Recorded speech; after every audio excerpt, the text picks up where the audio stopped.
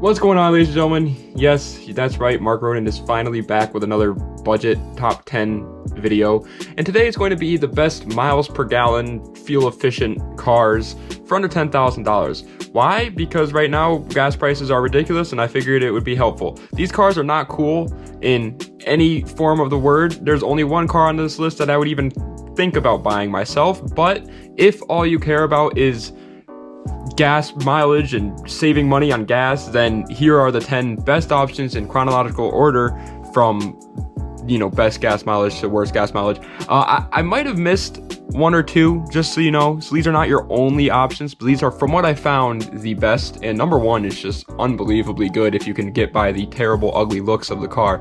But anyway, guys, if you want to support the channel any more than you already are, head on over to www.smoothstance.com/shop. We got hats, we got shirts, we got shorts. It's about to be warm outside. Get yourself nice and cozy. You don't want to be wearing sweatpants in the middle of summer. Let's get into the list. All right, so number 10 is the 10th generation Honda Civic. Base model Civic, not the SI, not the Type R. And it makes a very good 29 miles per gallon minimum.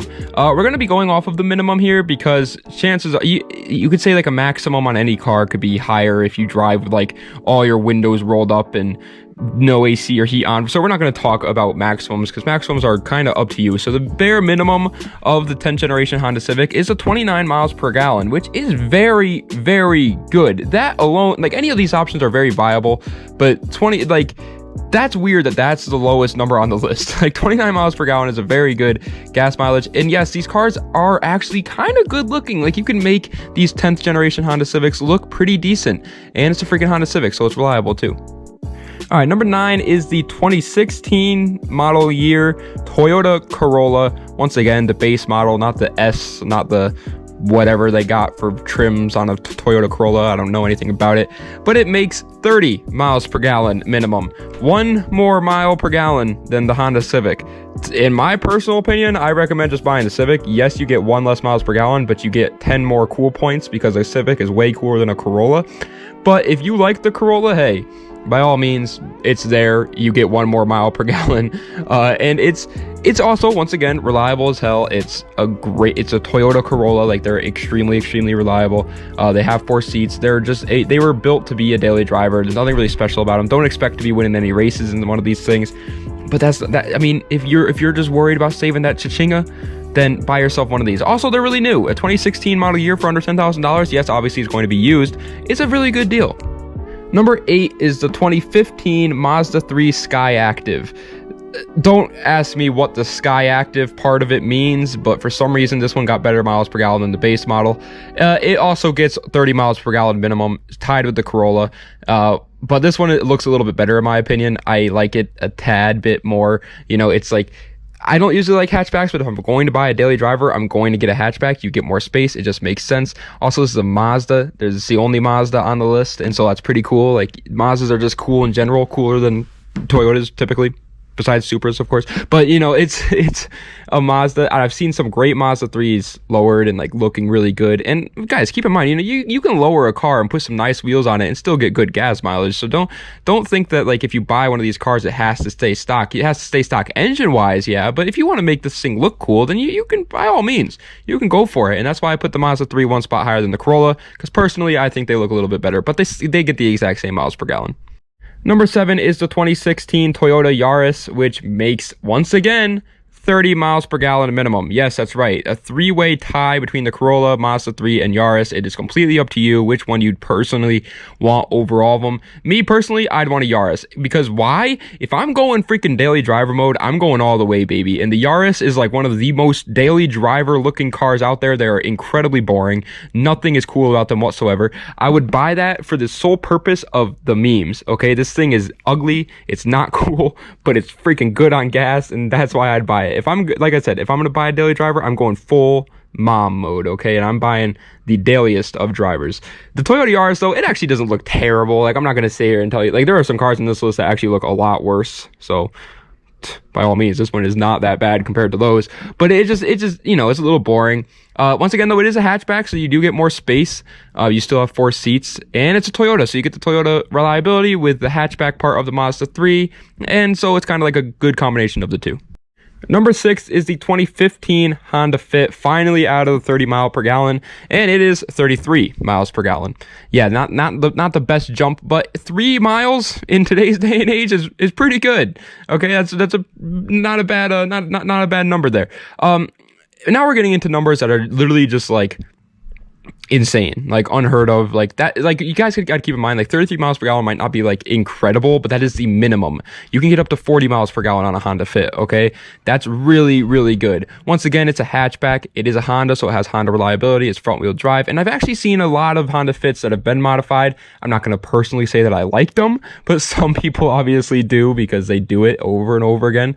And since it's a Honda, if you know the gas prices ever come down and you have no use for that car anymore, you can always engine swap it with another Honda motor and actually make some cool power and have a sleeper of a car. So it's worth it. Also, they're kind of boring. Okay, I'm gonna be honest, they're kind of boring a little bit. They're kind of like the Yaris, but they just have 3 miles per gallon better. Number 5 is the 2010 Honda Insight, which gets 40 miles per gallon. Yeah, that's a big jump from 33 miles per gallon, and that is the bare minimum. The rest of these cars are all hybrids. Obviously, hybrids are really good in terms of gas mileage, and so that's why they make this list. But they're all hybrids, for some reason, are hideous. Every single hybrid that has ever been made has looked terrible, except for the Porsche 918. But besides the Porsche 918, they suck, okay? And the Honda Insight is no exception to that. The Honda Insight looks hideously ugly. If you can somehow manage to get away with like 1% tint so that you never have to be seen driving the car, then I highly recommend buying it. But if you have any sort of taste, then the rest of the cars on this list are a little bit better than the Honda Insight, and so I personally recommend buying one of those. But good God, like the Honda Insight, so ugly. I drive a PT Cruiser, and even I look at the Insight in disbelief, okay? It is terrible. Do not buy it. I don't know what they were going for on these things. They look ugly.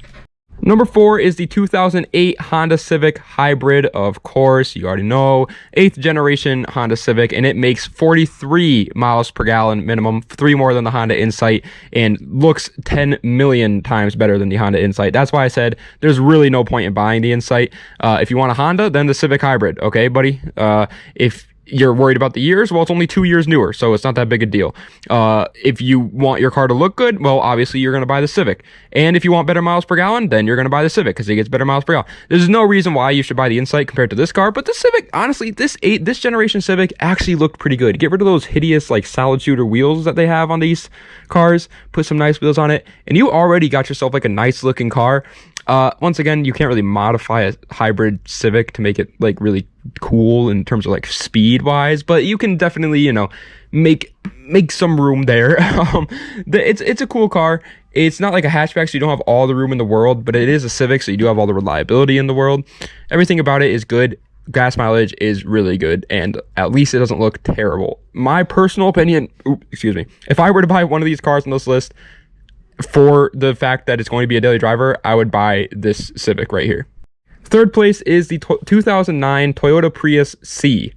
I don't know what the C stands for, so don't ask me. But it makes 46 miles per gallon minimum, 3 more than the Honda Civic Hybrid before it, and looks a lot worse. But the newer, you know, Priuses, they're not so hideous. I've seen some people modify them before and actually like kind of make them look a little decent, and it's kind of surprising, to be honest. But you know, they're the first hybrid, so of course they're going to do it the best. That's also Toyota. Toyota knows what they're doing when it comes to making daily drivers. And yeah, at this point in time, it's been kind of like commonly accepted to drive a Prius. People don't really make fun of you too much anymore if you drive a Prius. Just don't put any, like, you know, tree hugging stickers on there, or else people are going to be like, oh, I hate this guy. But it is reliable as all hell. Obviously really good on gas. It just doesn't look good. 2nd place is the 2015 Toyota Prius C, and it also gets 46 miles per gallon. It's pretty much the exact same car, so this one's I'm going to keep kind of short here. The only difference is it's a lot newer, and in my personal opinion, looks way better. It's not just, it has like actual curves in it this time. It looks a little bit more sharp. It's not hideous anymore. I still wouldn't want to drive it personally, but it definitely looks way better.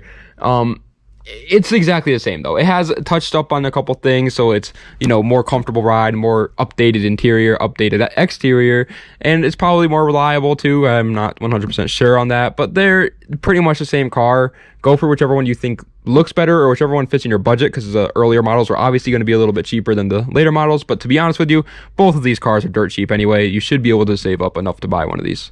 And finally, first place is the 2011 Nissan Leaf.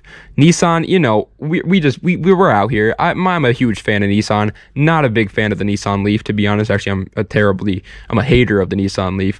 But we always be winning these lists. What can I say? And the car makes 105 miles per gallon. Reason being, it's a fully electric car, so you never have to worry about, you know, gas, because you don't buy gas. It's a freaking Nissan Leaf, baby, and you're just freaking charging that puppy up every time you need to drive it. It looks terrible, but it is the only fully electric car that's actually, like, you know, worth it, that you can even find under 10 grand. And so obviously that greatly increases your miles per gallon, or miles per charge, I guess it would be called. What would it be called? Miles per charge? I don't even know, to be honest with you guys, but it's the best way to save money during this gas crisis, for sure. That's for sure. If you don't want to be spending $5 a gallon on gas, buy a 2011 Nissan Leaf.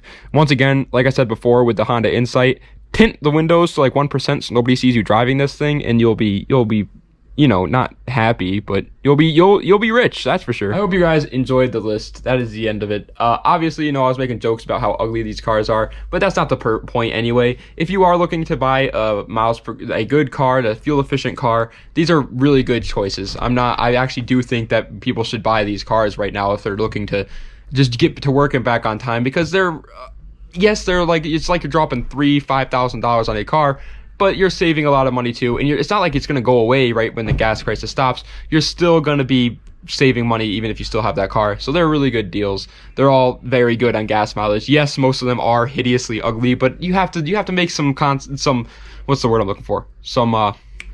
Well, I don't know, but you got to make something when you're trying to daily drive a car. Anyway, guys, I will be back with more top 10 budget cars in the future. I just wanted to do this one because I was like, oh, everybody's arguing about gas right now. Might as well do this video and let people know what the best cars are to buy for gas. I hope you guys enjoyed. I love you. Das vidanya. Have a nice night.